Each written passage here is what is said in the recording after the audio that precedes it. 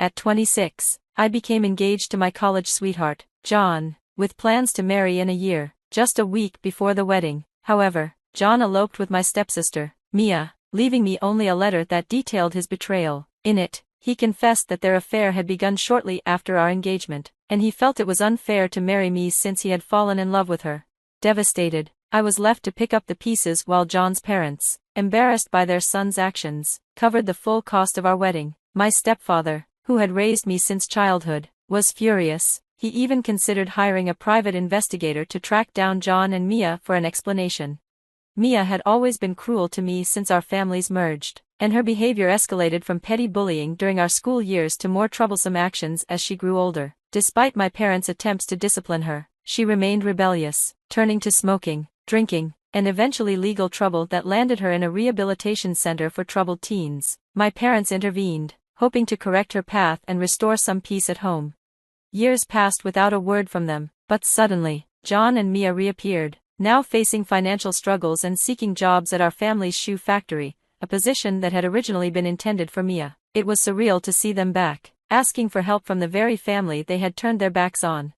During her time at the rehabilitation center, Mia transferred to a new school near her aunt's house, and I rarely thought of her. She had been my primary tormentor, and her absence made high school life much more enjoyable. When she left, her friends distanced themselves from me too, which was a relief. My parents often visited her, asking if I wanted to join, but I consistently declined.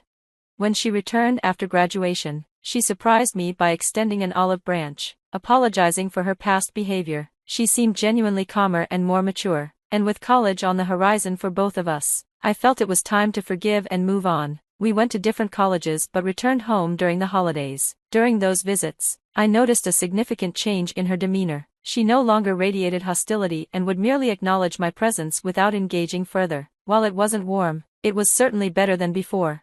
Our parents noticed the shift too, yet they opted not to push for deeper reconciliation, understanding the complexity of our past. A year into my relationship with John, I brought him home for Thanksgiving. I noticed Mia participating more in family conversations, especially with John, which was odd given her previous indifference. As John and I continued to date, Mia began reaching out more, initiating conversations, a stark contrast to her previous behavior. Confused and slightly suspicious, I confronted her about her sudden interest in friendship, wondering if it was related to John. She laughed off my concerns, claiming that John's stories about his close-knit family had inspired her to mend our relationship. She confessed that she had long blamed me for her issues but had come to realize her actions were her own doing. She was genuinely trying to integrate into the family, starting with a heartfelt apology to me. Touched by her sincerity, I chose to forgive her and embrace this new chapter in our relationship. We gradually rebuilt our connection, meeting regularly and engaging more at family events. By the time I got engaged, Mia and I were on amicable terms, and she had even met John before our engagement announcement. She actively participated in the wedding preparations, and although we weren't the closest friends, our relationship had improved remarkably. At family gatherings, she and John interacted normally, and everything seemed fine, allowing me to trust in the authenticity of her transformation. Everything seemed perfectly normal after I got engaged. Mia and John appeared to get along well, and there was no sign of trouble. But that illusion shattered just a week before the wedding when both Mia and John vanished together, leaving me devastated and humiliated. Despite my parents' urge to intervene, I made the difficult choice to let them go, deciding to move forward from the betrayal rather than letting it consume me.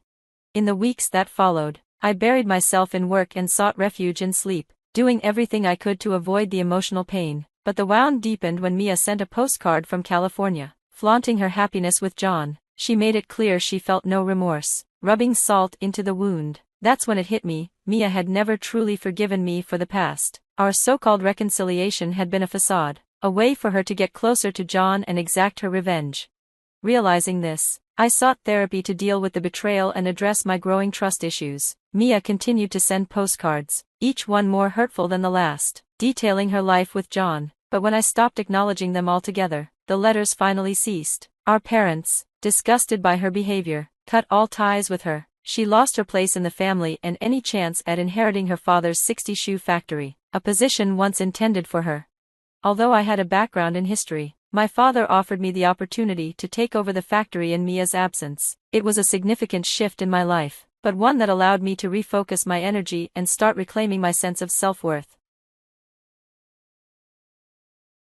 I accepted the challenge, and after years of relentless effort, I was promoted when my father retired. Now, as the manager of the 60-shoe factory, I find fulfillment and have largely moved on from my past struggles. It was ironic when Mia and John reached out for help after their earlier cruelty. I couldn't help but notice the timing. Just recently, during a quiet weekend at home, I was jolted from my thoughts by a frantic ringing at the doorbell. Initially, I thought it was the pizza I had just ordered, so I rushed to the door expecting the delivery person.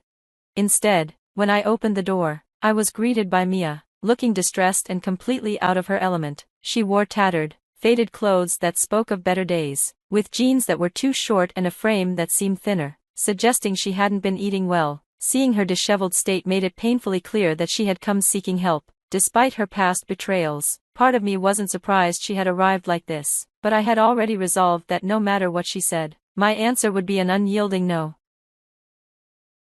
Mia wasted no time in laying out her situation. She explained that both she and John had fallen on hard times after he lost his job months ago. Instead of seeking new employment, he had turned to drinking. Mia had quit her position as a personal assistant after they moved in together, leaving her with a significant gap in her resume that made her virtually unemployable. She had heard from relatives that I had taken over the family shoe factory after our father retired, and now she was hoping I would offer John a job. She apologized for her past actions, claiming she had come directly to me instead of our parents because she believed I was kind-hearted and wouldn't turn her away in her time of need. Her audacity was almost comical, and I couldn't help but laugh in disbelief at her sense of entitlement. I told her bluntly that I didn't employ cheaters and promptly shut the door, half prepared to call the police if she lingered. Thankfully, she left without further incident. Once she was gone, I immediately called our parents to inform them about her unexpected visit. They had already heard rumors that Mia was back in town, albeit without John. In our small, tight-knit community, news travels fast, and it didn't take long for them to confirm that she had been staying with a high school friend, likely tipped off about my new role at the factory. Days after her visit, Mia approached our parents, possibly trying to win their sympathy by painting me as the heartless one. However, she miscalculated. My father firmly told her that the shoe factory was under my management and that I had full authority over decisions. My mother reminded Mia of her deceitful past, emphasizing that she had forfeited any right to our assistance, especially after sending those taunting postcards.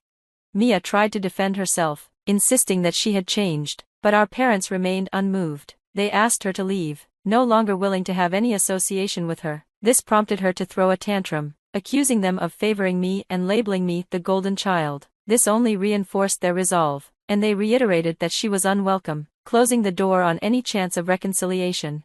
In her moment of desperation, she confided in my father, expressing her hurt over feeling overshadowed by me. Despite being his daughter, she argued that I seemed to be his sole focus and that she felt worthless in comparison. My father pointed out that he had been more lenient with her than most parents would be, but she dismissed this, insisting it didn't change her plight. Mia felt deprived of opportunities, like the chance to run the family shoe factory, a position she believed was rightfully hers, which I had seemingly taken. She even lamented John's choice to be with her, questioning why she was suffering the consequences for his actions. According to her, the postcards were sincere attempts at reconciliation, not schemes to provoke me. This revelation has stuck with me, especially since there's some truth in her claim about her rightful inheritance of the shoe factory, which she lost due to her own choices, not because of any manipulation on my part. I never pressured my father to exclude her. That decision was entirely his. Yet, it feels unjust that she blames me, labeling me the favored child when that's simply not true. I understand her perspective, especially if she believes her exile was due to my complaints about her behavior. That's a significant decision for a parent to make, and while it weighed heavily on my father, it was neither his fault nor mine. Had he not intervened, Mia's path could have been far darker.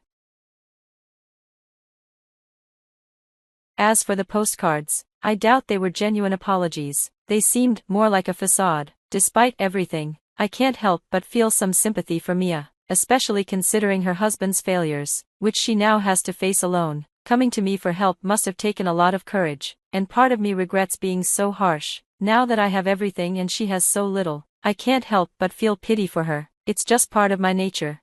Time has passed, and I'm no longer inclined to hold a grudge, but I can't see a way to help her financially or by offering jobs. The most I can offer is my sympathy. even after all the turmoil she caused. Most people wouldn't even feel that much. The realization that the shoe factory should have been hers makes me question my own role in all this, wondering if my success is just a form of revenge. These feelings, combined with doubts like imposter syndrome, leave me in a state of conflict. It's tough to refuse to employ my ex-fiancé, who ran off with my stepsister, especially now that they're in need. The advice I receive is mixed, adding to my confusion.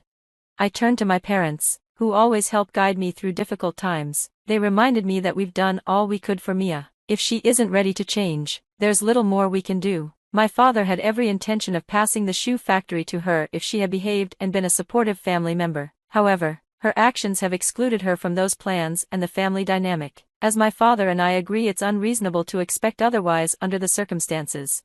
After discussing things with my parents, I usually feel a weight lifted off my shoulders. I've decided to release any unnecessary guilt about the past. It's been a week since Mia showed up unannounced at my house, and we hadn't heard from her after she visited our parents, until today. She unexpectedly arrived at my workplace, making quite a scene. Knowing the layout from her childhood, she bypassed security and positioned herself outside my office, loudly accusing me of stealing the family shoe factory by playing the obedient daughter and framing her for childhood bullying to secure my status as the favored child. She insisted the shoe factory should have been hers and claimed I was keeping her out because I was jealous of her relationship with John. According to her, I couldn't handle not being the center of attention and had turned our parents against her. Hearing the commotion, I rushed to see what was happening and called security. I tried to calm the situation, but she continued her tirade until security escorted her out. I called my dad to discuss whether to involve the police, and he, furious, advised me to proceed. The police found her lingering near the building and charged her with trespassing and disturbing the peace, minor offenses, but they would still mar her record.